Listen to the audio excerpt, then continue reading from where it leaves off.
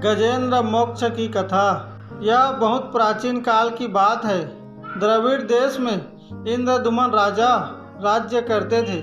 वह भगवान श्री विष्णु के परम भक्त थे। वह भगवान की आराधना में ही अपना अधिक समय व्यतीत करते थे।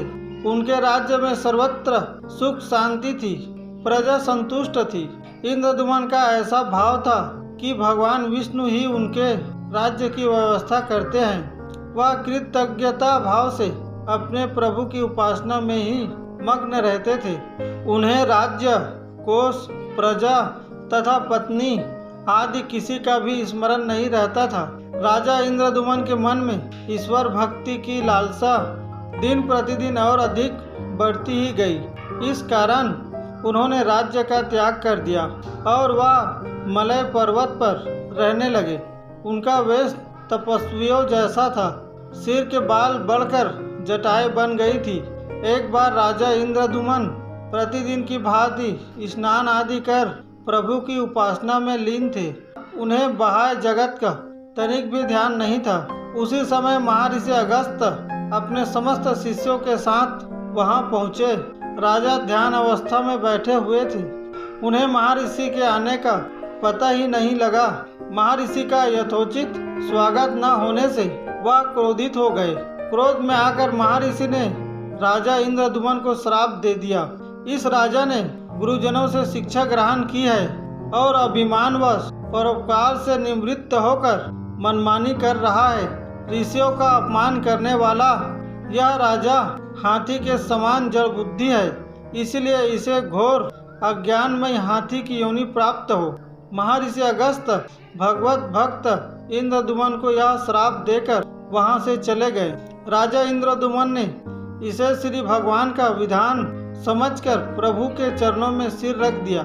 राजा इंद्रद्युम्न को महर्षि के श्राप के कारण हाथी की योनि में जन्म मिला। शराब्दी में लंबा, चौड़ा और ऊंचा त्रिकुट नामक पर्वत था। वह पर्वत अत्यंत सुंदर एवं श्रेष्ठ था।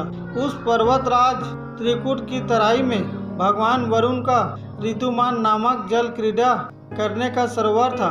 उसी सरोवर के समीप एक घना जंगल था जिसमें अनेक हाथी हाथिनियों का समूह रहते थे।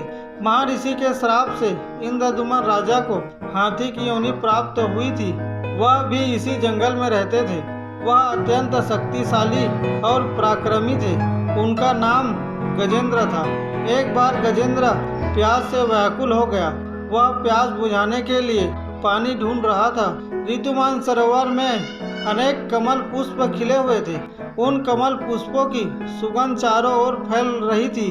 अपनी ओर आती हुई कमल की गंध से गजेंद्र अपने साथियों सहित उस विशाल सरोवर के तट पर जा पहुंचा। गजेंद्र ने उस सरोवर के निर्मल, शीतल और मीठे जल को पीकर अपनी प्यास बुझाई। उस जल में स्नान कर अपनी थकान दूर की। उसके बाद गजेंद्र ने अपने साथियों के साथ जल क्रीड़ा आरंभ की। जल क्रीड़ा करते करते अचानक गजेंद्र ने सूंड उठाकर चित्कार की। एक मगर ने उसका पैर पकड़ लिया था। गजेंद्र ने अपना पैर छुड़ाने के लिए पूरी शक्ति लगाई, परंतु पैर नहीं छूटा। अपने स्वामी गजेंद्र को आहत देखकर उसके साथी अत्यंत व्याकुल हो गए। वह सूंड उठाकर चिंघाड़ने और गजेंद्र को बचाने के लिए सरोवर के भीतर बाहर दौड़ने लगे। उन्होंने पूरे प्रयास किए, परंतु वे सफल नहीं हुए। सरोवर में जिस मगर ने गजेंद्र का पैर पकड़ा था वह भी हुहू नाम का एक शापित गंधर्व था। महर्षि देवल के श्राप से वह मगर बन गए थे। वह भी अत्यंत पराक्रमी थे। संघर्ष चलता रहा। गजेंद्र स्वयं को जल से बाहर खींचता और मगर गजेंद्र को जल में ही भीतर खींचता। मगर की शक्ति जल में दुगुनी हो जाती है। सरोवर का निर्मल जल गजेंद्र के रक्त से लाल हो गया। गजेंद्र और मगर का संघर्ष लंबे समय तक चलता रहा।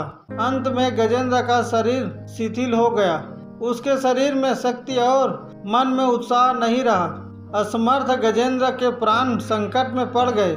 उनकी शक्ति और पराक्रम का अहंकार चूर चूर हो गया। वह पूर्णतया निराश हो गया। उसी समय गजेंद्र को भगवान का स्मरण हुआ।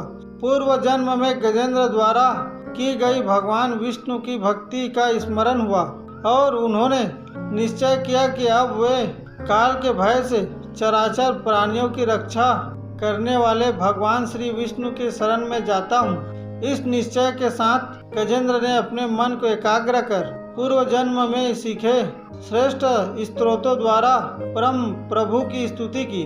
गजेंद्र की स्तुति सुनकर सर्वव्यापी भगवान श्री विष्णु प्रसन्न हो गए। गजेंद्र की पीड़ा को देखकर भगवान विष्णु गरुड़ पर आरूढ़ हुए और ऋतुमान सरोवर के तट पर प्रकट हुए।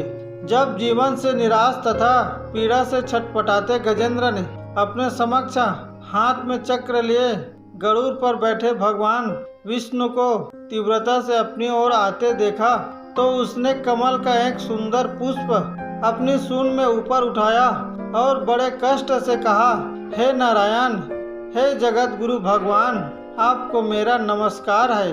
गजेंद्र को अत्यंत पीड़ा देखकर भगवान विष्णु ने गजेंद्र के साथ मगर को भी सरोवर से बाहर खींच लिया और तुरंत ही अपने सुदर्शन चक्र से मगर का मुंह फाड़कर गजेंद्र को मुक्त कर दिया। सभी देवी देवताओं ने श्री विष्णु की प्रशंसा करते हुए उन पर पुष्प वृष्टि करने लगे, उनका गुणगान करने लगे। मगर के रूप से शाप मुक्त होकर हुहु गंधर्व ने प्रभु की प्रदक्षिणा की और श्री विष्णु के चरणों में सिर रखकर प्रणाम किया और वह गंधर्व लोग चले गए। भगवान श्री विष्णु ने गजेंद्र का उद्धार कर उसे अपना सेवक बना लिया। गजेंद्र की स्तुति से प्रसन्न हुए भगवान श्री विष्णु ने कहा, प्रिय गजेंद्र, जो लोग ब्रह्म मुहूर्त में उठकर तुम्हारे द्वारा की हुई स्तुति से मेरा नित्य स्मरण करेगा, उन्हें मैं मृत्यु के समय निर्मल बुद्धि प्रदान करूंगा। इतना कहकर भगवान श्री विष्णु ने पार्षद रूप में गजेंद्र को साथ लिए और गरुड़ पर बैठकर अपने दिव्य धाम को चले गए। अगर यह वीडियो आपको पसंद आया हो तो प्लीज़ चैनल को सब्सक्राइब कीजिए। हम इसी तरह पौराणिक व शिक्षाप्रद कहानी लेकर आते हैं। धन्यवाद।